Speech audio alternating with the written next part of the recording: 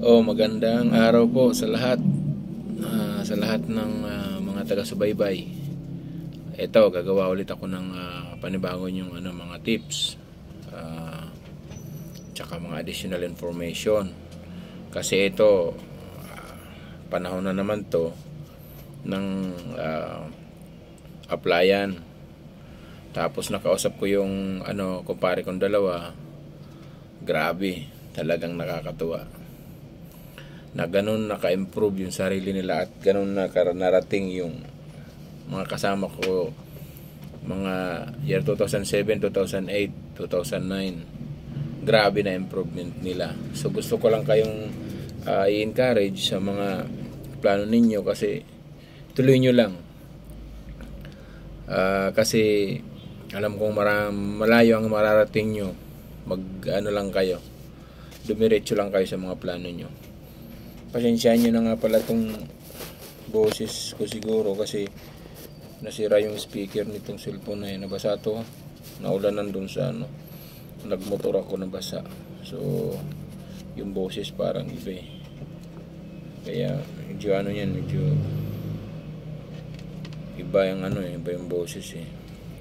By the way, ito nga pala na mga ibang nagtatanong sa akin, nag-message sa akin na di naman kasi lahat tayo may panggastos, lalong-lalo na yung mga training, documents, yung visa, yung ibang medical pinagbabayad nila, visa nga pinagbabayad pa daw nila, which is actually totoo lang, libre naman yun eh. Yung mga agency daw ngayon na iba pinagbabayad sila. So nalay mo, baka mga policy din nila yan, kaya lang nakakaawa. Sagad na sa yung aplikante, utang, certificate, training, documentation, etc. Tapos pinahirapan pa. So by the way mga kasama, mag-anda kayo ng mga nyo, ng mga documentation nyo kasi may mga ilang agency na ngayon na open na sila, hiring na sila ng security, fire patrol, safety. Kumukuha sila sa sa security department, safety investigator. Kumukuha sila diyan. So do maraming mga training, kaya lang sa security kumukuha, alam nilang madaming security na mga knowledgeable kasi kung titingnan mo yung mga nag-security sa cruise ship, hindi lang kung sino-sino. Merong mga galing dyan ng military, PSG, Navy, Army, mga galing police, galing Bureau of Fire, BGMP, Air Force, etc. Ang dami-dami. So, kaya lang, pagdating sa applyan, ang lagi nilang sinasabi, tulad ng nakausap ko na, may mga agency daw na nire-required sila na kailangan galing sila ng hotel or mga entertainment facilities tulad ng casino, yung mga dating pugo, yung mga nagsara na, mga malalaking establishment, mall na may mga proper security measures. So makikita nila na kung saan, inaalam nila kung saan kang galing firm, then babalidate nila kung lehitimo. Alam naman nila kung anong mga security measures na pinatutupad doon. Saka mo sila mako-convince. Pero kami kasi noon, ang laging pina-priority nila yung mga galing ng airport, galing ng hotel, at saka galing ng may mga experience sa proper security screening. So ngayon, kahit sa ang establishment ngayon, marami ng mga proper security control. So may mga certificate na sila ng Archway, X-ray, mga itemizer, vapor tracer, drug detector, may mga experience sa K9. So marami ng mga ganun. Goods yun. Kayo lahat na aplikante, lahat ng mga certificates ninyo, ilakop ninyo doon sa ano ninyo sa application, doon sa resume. Isulat nyo yung mga achievement ninyo, mga training, mga awards, kasi points din dyan. Points yan ng mga ano na talagang syempre ipapakita mo rin yung best mo para ma-hired ka, kasi medyo mataas ang competition ngayon. Unang-una dyan, sorry doon sa medyo mga maiedad na ng mga first timer na nag-a-apply, ang panglaban nyo lang dyan is yung ano nyo, experience nyo. Marami sa akin nag-message yung mga first timer, fresh graduates, tsaka yung mga matatagal na sa mga security agencies, matatagal ng mga direct security sa mga company, kung paano daw mag-apply. Inandyan naman niya sa mga previous video kong ginawa. Kaya lang, nakakaawa lang yung ibang mga nag-a-apply kasi natanggap nga daw sila, tapos may mga agency na nire-required sila ng kung ano-anong training, tulad ng x-ray machines, tulad ng safety, tulad ng nire-required sila ng SSO. Hindi pa naman dapat. Ako ayaw ko lang kasi ginawa ng negosyo din eh. Nung lumabas yung mga training na yan eh, alam ko naman yung plano na yan eh. Nagunahan sila magtayo ng training center para sa income. Kawawa naman yung mga aplikante. Pagdating mong onboard eh, may training naman dun eh. Libre pa. Tapos bago umalis dito, nire-record nila ng certificate ng training. So, diskarte nila yan. Pero anyway, kanya-kanyang ano yun eh, strategy, diskarte, connection yun. Pero dapat titingnan nila kahit saan ka makarating, ang trabaho ng security isa lang naman eh. Isa lang trabaho ng security sa kahit saan ka pumunta. Access control, general peace and order, patrol, monitoring, surveillance, reports. Huwag gagawin mo doon. Di ka naman doon gagawa ng tinapay. May isang nag-message sa akin na naawa ako kasi 2 anak gustong umapply. Natanggap nga, tapos ang dami, isang katerba yung requirements eh. To be honest, gagastos ka talaga din ng konti sa pag-a-apply kasi pag-umpisa ka sa basic training, may bayad yun para makakuha ka ng seaman's book, passport,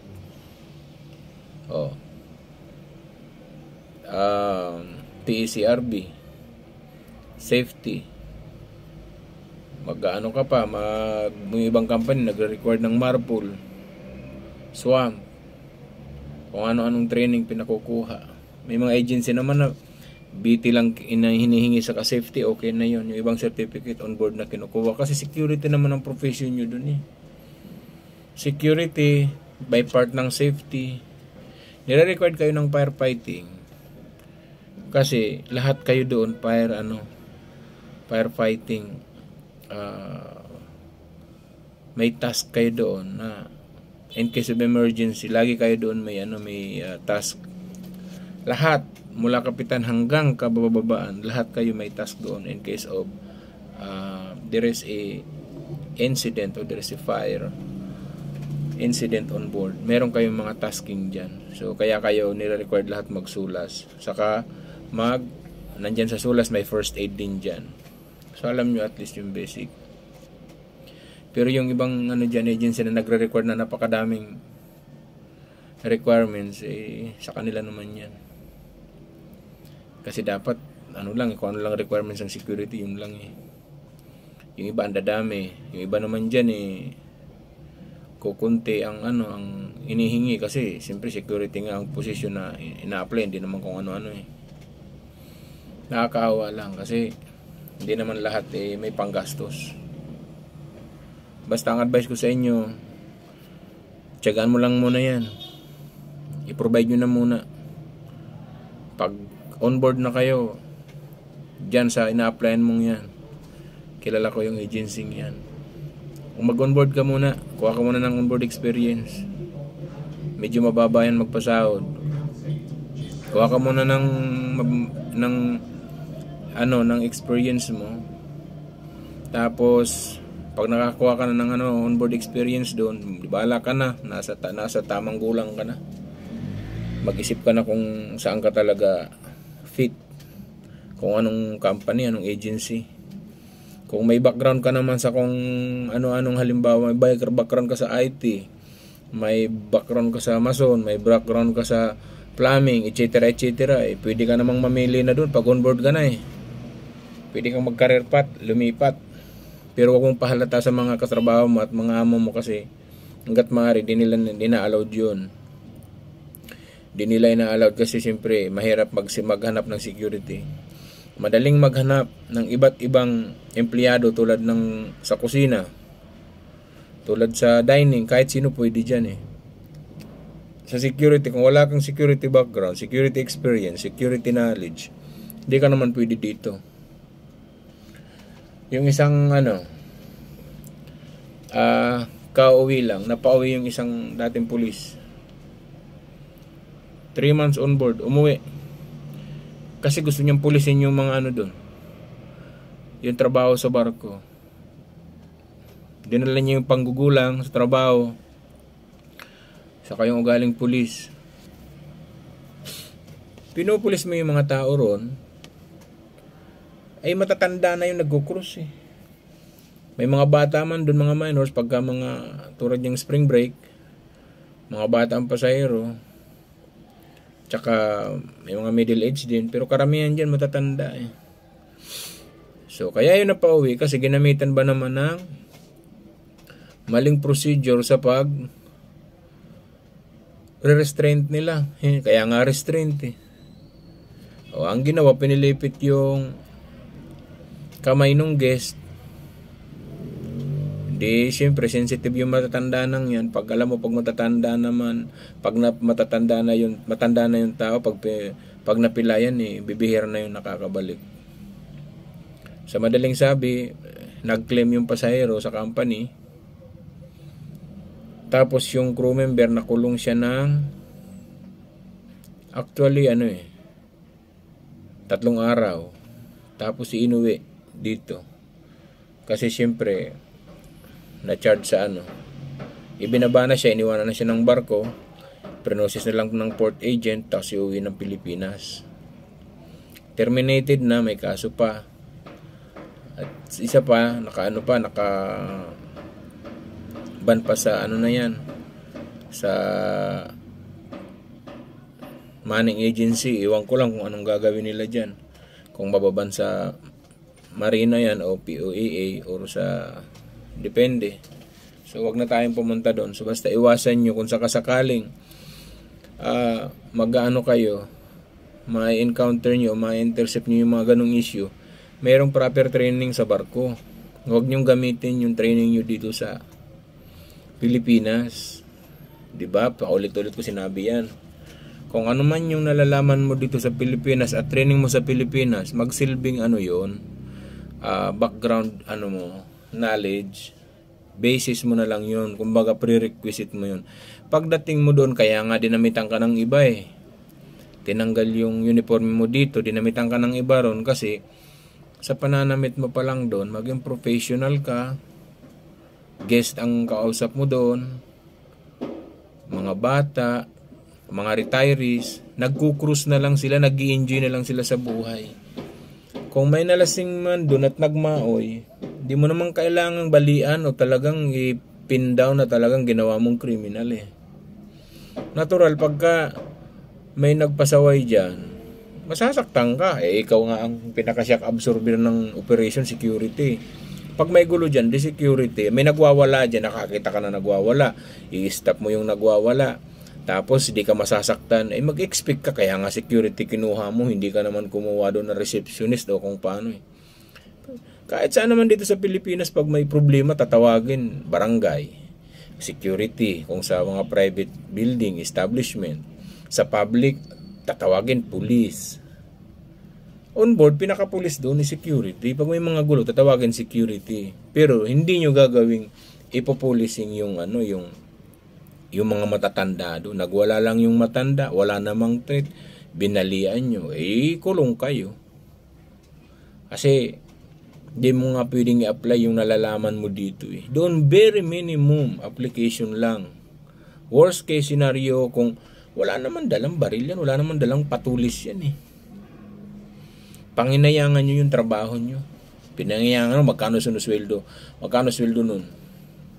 83,000 na daw, sweldo nun. Tapos sinayang pa. Ngayon, anong gagawin mo ngayon? Saan ka ngayon mag-grab ka dyan, mag-ibalik sa agency ka. Kung maka-apply ka pa. Diba? Ang hirap, kaya sa totoo lang bakit ako gumagawa ng mga video? Binibigyan ko kayo ng mga guidelines, mga tips, para hindi nyo magawa doon sa barko. Galing kami ang mga starter ng Filipino security sa barko Diba? Nakakatuwa nga kasi dito sa paggagawa ko ng video to, ang dami nang nakaalis dito. May mga nabago na din na buhay. Bibihira nga lang ako mag-upload. Pagka meron ako nakikita naririnig ng mga bagong tips, binibideo ko kasi binibigyan ko kayo ng guidelines. Kami nung araw wala namang kaming matanungan Dahil wala pang ganitong mga information dyan sa sa social media Kami yung talagang naghagilap ng daan kung paano. Kami nagumpisa. Kami ang mga tumutulong kung saan ang installation ng mga CCTV, kung saan ang mga positioning, kung paano yung mga policy, kung anong mga gagawin. Kami ang mga dumiskarte kasi nung araw ang security diyan sa cruise ship.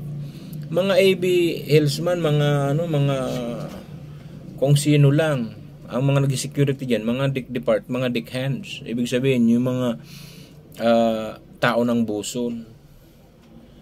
Walang mga security pa talaga. Kailan lang ba nag-start ng deployment ng security sa cruise ship?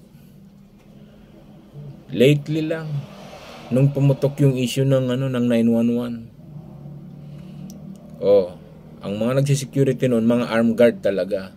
Until such time, naisipan nila na pwede na yung private na mag-hire ng sarili yung mga manning agent na mag-supply kasi sobrang mahal ng armed guard.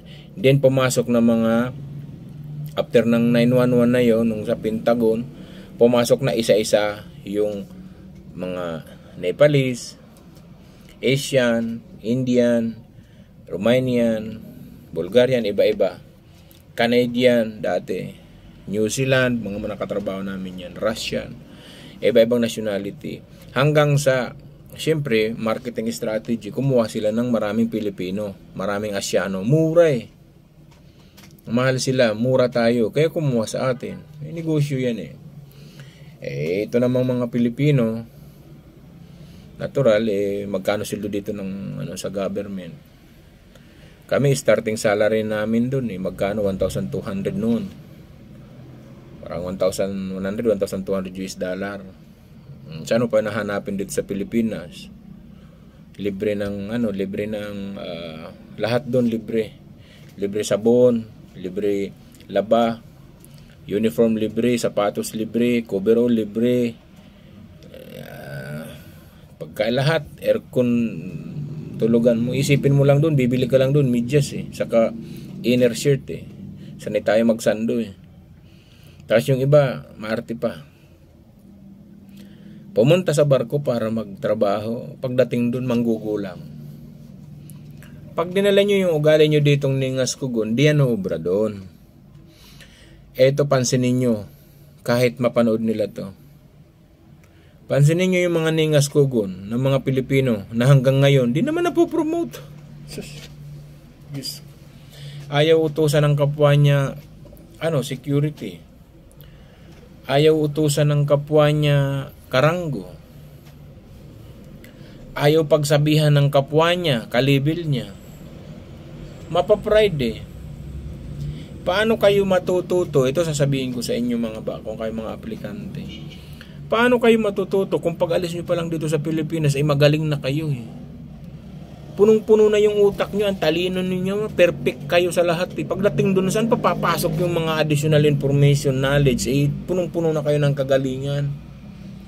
Pagdating doon, mas marunong pa kayo sa hepe, mas marunong pa kayo sa mga kasama nyo. Typical na Pilipino sa dami ng nakatrabaho ko. Baguhin natin yan. Lagi nyong itatag sa isip nyo, pagdating nyo doon, magtatrabaho kayo ng 8 hours, o 11 hours, or 12 hours, kung ilang oras man yan. Pagkatapos ng oras mong yan, matutulog ka, kakain ka eh. Hindi ka naman magtatrabaho ng walang kain eh. Hindi ka na magpamasahe. Hindi ka na magbabiyahe. Hindi ka na sa aga-abang ng sakayan. Nandun ang trabaho mo eh. Nandun trabaho mo, pag-iihi ka, ilang hakbang lang yan, nandiyan yung CR, nandiyan yung room mo. Ang tao, alam mo, walang kasawaan eh, minsan. Dapat simplihan nyo lang. Kung ikukumpara nyo yung trabaho nyo sa barko, saka dito sa Pilipinas eh.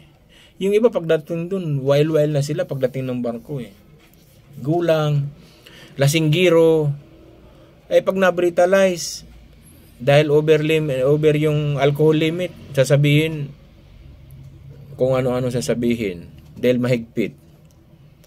Kayo nga ang peace and order on board eh. Kayo palaging lasing. Diba? So yun, bakit siya mini-mention ko yan? Kahit yung mga on board na, nagsasabi nga sa akin na may mga kasamahan daw doon sila na mga ayaw sila turuan ng pag-operate ng mga equipment. Di daw sila nakaka-access ng ship security plan. Limited daw yung access nila sa mga information. Mag-isip ka. Bakit di ka binibigyan ng information? Kasi baka may ugali ka na dapat baguhin.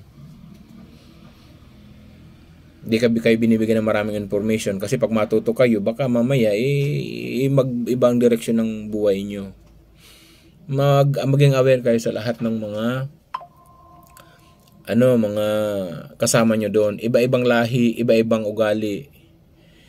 Kailangan lang doon pakisama. Di naman kailangan doon ng cum laude. Di naman kailangan doon ng engineer ka. Dati kang colonel, dati kang general eh. Basic lang dalhin mo doon. Marunong ka lang umintindi ng English, marunong ka lang magsalita ng konting English. Naiintindihan, may body language tayo, gesture. Maintindihan ka ron. Di kailangan ng perfect ang English mo doon eh. Ako nga eh. Importante, maintindihan eh. Naiintindihan naman eh. Ibang lahi din. Pare-parehas din kayo. Yung kapwa mo lang naman Pilipino ang magkikritik sa binibitawan mong pag-i-English. Huwag mong pansinin yan. Di ka naman humingi dyan ng, humihingi dyan. Di naman sa'yo nakakatulong yan. Tingnan mo yung nagkikritics ng English. Tingnan mo yung buhay nila. Mas marangya pa yung buhay mo. Karamihan sa mga kritiko at mapangutya, mapangmata ng ibang tao, sila yung hindi umaasinso. Pero yung mga umaasinso talaga tahimik. Hindi sila hindi sila mapanakit, magsalita, may pagpapakumbaba eh. Yan ang mga aral. Dito, karamihan sa akala mga aral dito, kunyari, tapos din iba naman yung ginagawa. Sila yon, so wag nyo nang gayahin. Ang gawin nyo sa barko, kaya ako mini-mention ko sa inyo, ni-iterate ko sa inyo, nire-retaliate ko sa inyo. Kasi ito'y totoong nangyayaring kwento sa akin. Yung dalawa na nakausap ko dito sa hotel, may malalaking hotel dito nakausap ko. One time nandun kami mga nakaupo, nakilala ko ng mga sa hotel na security receptionist. Yung isa dito sa may hotel casino. Nakikipagkwentuhan sa kanila yung mga kasama nila, dinidiscourage sila dahil malaki daw gastusin, mahirap daw yung interview, mahirap etc. Kung lahat puro negative, pues wag niyong kausapin yung mga negative na yan kasi di pa naman yan mga nagbarko eh. Di pa naman yan naka-experience magbarko. Tapos may kipagkwentuhan ka sa kanila, bibigyan kanila ng mga false information, mga negative thoughts. Kausapin nyo yung mga nag-opisyal, yan, mga supervisor na, mga nakasampa na. Yung mga positive, doon kami kikipag-usap, marami ka doon matututunan. Kaya kayo dyan, advice ko sa inyo, kung kayo nag-a-apply pa lang, nandyan kayo sa private, dito sa Pilipinas pa. Pag kayo nag-apply, please lang, wag nyo sabihin sa mga kasama nyo. Unang-una pag nag-apply ka, sisiraan ka nyan. Ayaw nila na may umaang. Bawal dito sa Pinas ang umangat. Bawal ditong makalamang eh. Diba? Kaya kung mag-apply kayo sa sarili ninyo lang, huwag kayong post ng post bawat training, bawat interview, bawat nilalakad nyo. Stop! Mag-post kapag meron ka ng flight details o nakapag-produce ka na, yung ready to go ka na, doon ka na mag-post. Always show to them the success, not the process. Kaya totoo lang.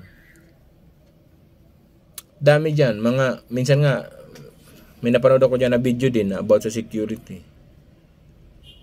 Ang layo na ng ng itinuturo nyo eh. Di naman kayo naging supervisor pa, di pa kayo naging opisyal. Tapos kung makaturo kayo doon sa mga maka-guide kayo doon sa mga aplikante, ang layo eh. Diretsuin nyo lang kung ano lang ginagawa nyo, yun lang. Kawawa naman itong mga aplikante kung ano-anong kinukuha, kung saan-saan pumupunta, kung ano-anong pinaprovide. Ako noon eh, basta may Seaman's book ako, may passport eh. Nag-apply na ako noon. Kaya lang, di ako nagkukuha noon ng Seaman's book sa passport hanggat di pa ako pumapasa kasi baka magbilang pa ng ilang buwan, baka abutin ng taon eh, bago ka ma-hide eh. Pagka na-hide ka na, di saka ka mag-provide ng lahat. Alam nyo, bakit sinasabi nila na matagal ang tanggapan doon sa mga beginner? Kasi, ang dami rin aplikante na mga lumilipat ng company. Yan yung sinasabi natin na napiling the gap position. Halimbawa, ipipill the gap nila yung sa ibang company na kailangan. Ang kukunin yan, yung ready visa, may mga onboard experience para di na sila mahirapan magturo. Kayo namang mga baguhan, huwag kayong susuko. Kasi pag nakakita nila na qualified kayo, maayos kayo, talagang katanggap-tanggap kayo, kukunin kayo nila yan, pero ilalagay ko sa pooling. Hindi kayo ora mismong kukunin.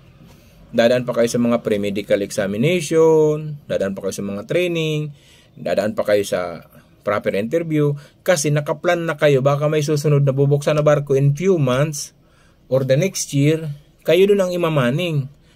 Tatanggapin na kayo ngayon, pero ang deployment nyo after 2, 3, 4, 5 months pa yan. Ilalagay kayo sa rotation.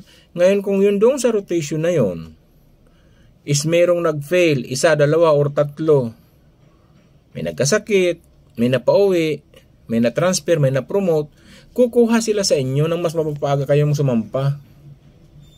Kaya huwag kayo nag-aalala kung ilang buwan, ilang linggo na kayo hindi tinatawagan, ilang buwan. Mabuti nga nagro-roll yung application nyo samantalang yung iba hindi Bakit? Hindi naman sila gumagalaw. Tsaka pag gumawa kayo ng application, galingan nyo, gandahan nyo. Gandahan nyo yung yung resume nyo. Yung talagang ginagawa nyo. Gandahan nyo yung yung pakagawa, hindi yung pwede na yan. Hindi pwede. Lagi mong tanggalin nyo sarili nyo, ilayo nyo yung sarili nyo, yung kinaugalian natin dito sa Pilipinas na pwede na yan. Dapat ang gagawin nyo is pwedeng-pwede. Ayun. Kasi, halimbawa, baliktarin natin sitwasyon. Ikaw ang fleet, representative ka ng company para mag-hire ng tao, ako applicant. Siyempre ikaw, pipili ka ng best of the best. Di ka naman pipili dyan ng mahinang klase. So, lagi mong gagawin yung sarili mo sa second person. Halimbawa, ikaw yung company, tapos halimbawa, ikaw yung applicant, lagi mong gaganunin. Then during the interview, lagi mong iisipin na, baliktarin mo sitwasyon, halimbawa ako interviewer, ikaw ang applicant, anong mga tanong ko sa'yo? Kasi, huwag kayong matatakot sa interview. Huwag kayong mag-aalala sa interview. Bakit? Kung ano ang sinulat mo sa resume mo, yun din at yun ang itatanong sa'yo. Tatanong man yan sa'yo ng outside resume, based on your experience. Kasi doon sa resume mo, halimbawa ganito may mga tanong na ganito. Makikita mo sa resume mo, wala kang experience doon ng pagkikipag-away. Ngayon, tatanungin ka ng interviewer mo, when was the last time you had a fight? Or did you had a fighting experience? So mag-iisip ka, fighting experience saan? Is it related to the job or a personal fight? Ngayon, tatanungin ka, any. Pag sinagot ka na, sumagot ka dyan na, yes, I have the previous fight in my last company because blah blah blah. Babasahin ka niyan kung nagsasabi ka ng totoo eh. Magkukwento ka dun eh. Kaya dapat less word ka na lang dun. Less talk ka na lang dun. Magkamali ka pa eh. Pag kwentong nakipagsuntukan ka sa katrabaho mo noon, sa tingin mo kukunin ka niyan. Mabuti pang sinabi mo, meron akong somehow na minimum argument but I let it go. I always forgive people because I love my job. Laging ganun. So ipakita mo yung kababaan ng loob mo na hindi ka palaaway, mabait ka, masunurin ka. Kasi kahit saan ka makarating, magiging matapang ka lang sa barko pag hawak mo ang policy.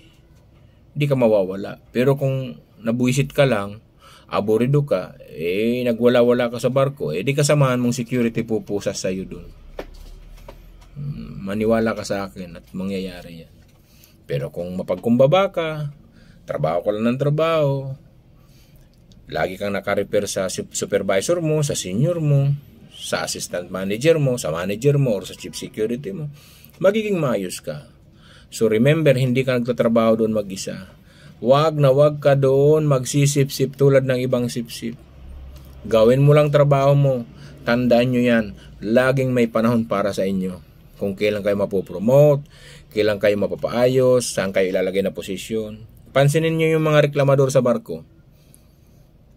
Reklamador, ayaw utusan, ang daming malinggiring, ang daming nilalagay namin yan doon sa mga mga sulong, ilagay namin yan sa garbage room. All day operation, ilalagay namin yan sa loading. Ilalagay namin, di namin ipapront yan sa pasahero eh. Kasi nga useless eh. Ibig sabihin, nung nag-apply sa napakagaling, napaka-smart, pagdating sa inuman, napakagaling, napakapabida. Pagdating sa operasyon, palpak. Saan namin nilalagay yan? Garbage room. Doon sa bunkering. Mag-isa ka lang doon kasi di ka pwede may kasama. Galit sa mga kasama mo. Magulang ka, mapitiks ka sa trabaho, mapaglamang.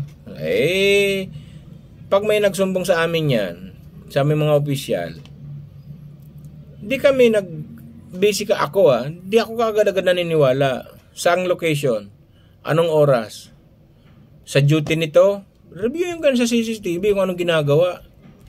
Baka puro ka cellphone doon, naglalaro ka pa, puro ka pakipag-usap sa tao doon, during operation, hindi ka attentive, hindi ka alerto doon sa pwesto mo, wala na. Baka hindi ka na namin kunin para sa next kontrata mo dyan.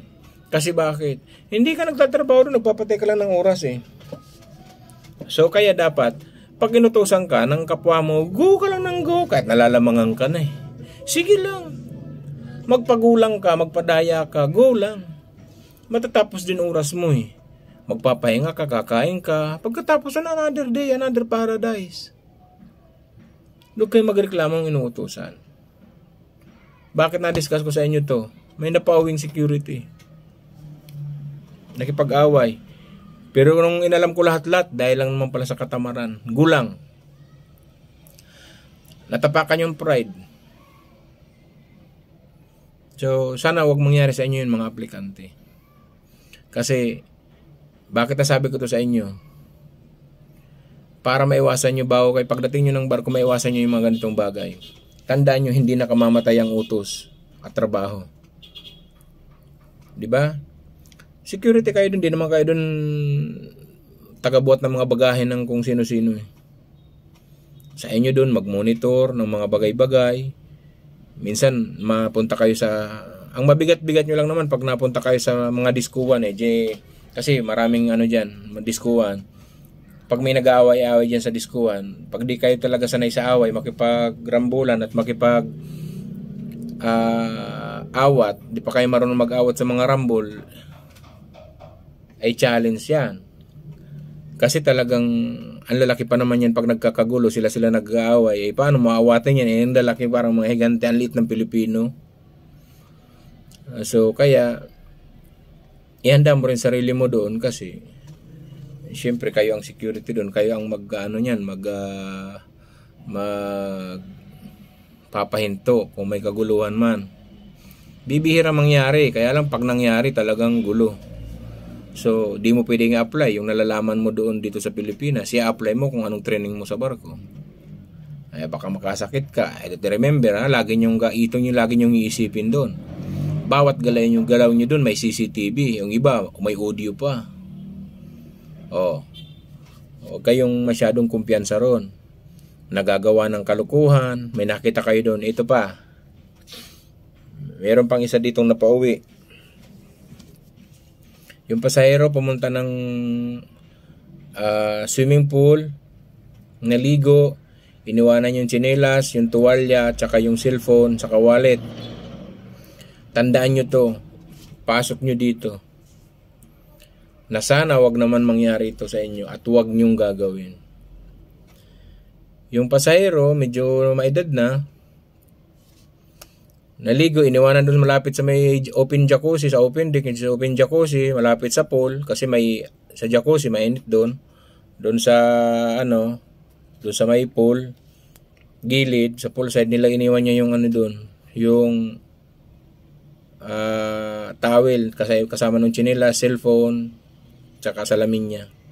Nakalimutan nung guest, pagkatapos maligo, pumunta ng bar, nag-inom-inom, nalasing, umuwi ng kabina niya, natulog. Di niya na alala na meron siyang dala-dala. Kung anong gamit niya sa sarili niya, yun lang. Pagkagising niya, tanghali o hapon, itong totoong kwento, inahanap niya yung cellphone niya. So, alam mo naman, pag may lost and found, pumupunta yan sa reception agad. Pumunta sa reception, andun yung cellphone, yung tsinelas, yung tuwalya, yung sunglasses niya andun. Yung wallet andun, pero yung pera niyang nasa $1,800 to $1,900, $200 lang ang tira. Tandaan nyo to Ibig sabihin, kinuha yung pera, yung $1,000. So, yung wallet, yung palalaki yung medyo makapal, malaki. Nag-hysterical yung guest kasi syempre, nawala yung pera Wala naman siyang ibang binili. Nagreklamo sa amin. So, syempre, anong gagawin namin? Kunin namin yung identity ng tao, kunin ng statement. So, sabi ko, sige, habang yung assistant nagkukuha ng statement, kinuha ko lang yung oras, araw. Sabi ko, sige, pasulatin mo dyan, pasulatin mo ng statement. Chinek ko sa CCTV. Fast forward, backward, fast forward. Nakita ko nagpapatrol si Pogi. Kitang-kita, linaw pa naman ang camera dyan sa open deck sa barko.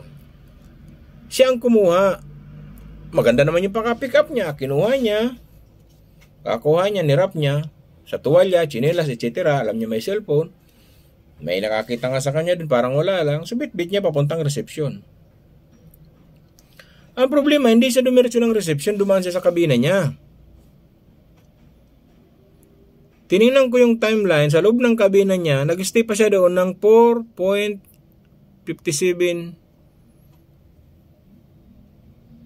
minutes and 57 seconds. So, lumabas siya ng ganun, mga 5 minutes, 4 to 5 minutes. Sinuli niya na sa reception yung towel, mga gamit. Yun pala, wala na yung pera, bawas na. So, uwi siya. Solo yung pera, uwi siya. Master hearing. Yun ang nangyari doon. Kaya kayong mga applicant, please lang. Ano mang bagay na hindi sa inyo, huwag niyong pakikialaman. Tandaan niyo, hindi yan sa inyo. Just leave it. Ilagay niyo sa lost and found, kalimutan niyo na. Lagi niyong tatandaan, hindi yan sa inyo. Kalimutan niyo na. Tandaan nyo, magkaroon kayo ng integridad sa trabaho nyo. Sayang ng trabaho nyo sa barko. So kaya kayo, baka iniisip ng iba, di sila nakikita, matanda na yung tao, nakalimutan na yun. Wala magagaling ang investigador sa barko Puno ng CCTV. Ayun, sayang sinayang nyo yung nag-apply ka ng katagal-tagal, naggastos ka ng isang katerba, umaasa yung pamilya mo na maayos na buhay, tapos napauwi ka lang dahil sa ganun. Okay? So kaya, sana naman, kayong mga aplikante, magsilbing aral sa inyo yung sinasabi ko. Para sa inyo yan. Para pagdating sa huli, huwag kayo magsisi. Okay? So bago ko putulin tong kasi nandyan na yung sasakyan sa baba, may kausap ako.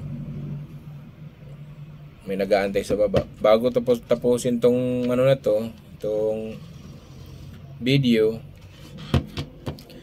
please lang kumpletuhin nyo na yung mga requirements nyo.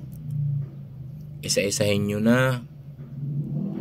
Tapos gumawa kayo ng maraming resume, maganda, may picture, maganda ang introduction, maganda cover letter, application letter, maganda yung pakagawa ninyo.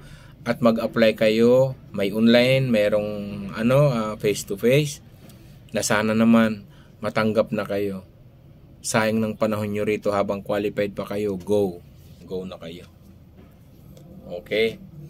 So kaya yan na lang muna. Binigyan ko lang kayo ng mga ibang impormasyon kung paano.